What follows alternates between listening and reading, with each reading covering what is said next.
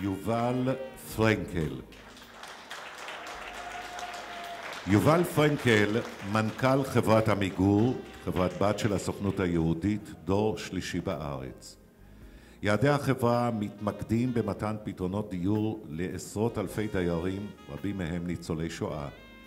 לאוכלוסייה זו מעמידה עמיגור תוכניות ייחודיות הכוללות השתלמויות, סדנאות, תוכניות תמיכה וסיוע אישי, ובנוסף עזרה וסיוע בתחומי הניקיון, קניית תרופות ורכישת מצרכים, וכן ליווי תומך של עובדים סוציאליים ככל הנדרש. הקרן לרווחה לנפגעי השואה, כמו גופים נוספים, מפנה לעתים קרובות ניצולי שואה חסרי דיור לבחינת פתרון לדיור ציבורי דרך עמיגור. יובל מטפל בפניות אלה באופן אישי, מבקר את הניצולים ופועל נמרצות למציאת פתרונות מהירים, אם באמצעות עמיגור ואם באמצעות גופים אחרים. יובל יזם מפעל תיעוד והנצחה, במסגרתו נאספו למעלה מ1,000 סיפורי חיים של ניצולי שואה, דיירי עמיגור, שהועברו ליד ושם למשמרת עולם. פועלו הייחודי בתחום הסיוע לניצולי שואה נמשך כ10 שנים ומקיף אלפי ניצולים.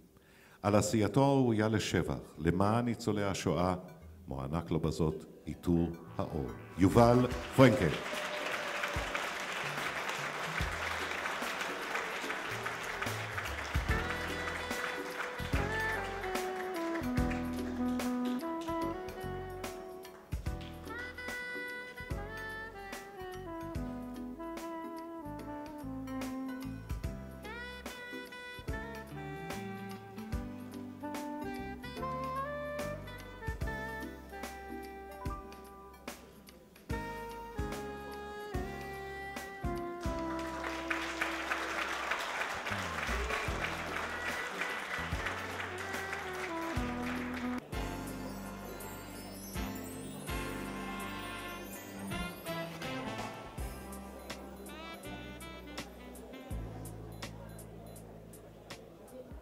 זהו, יש צילום משותף של כולם.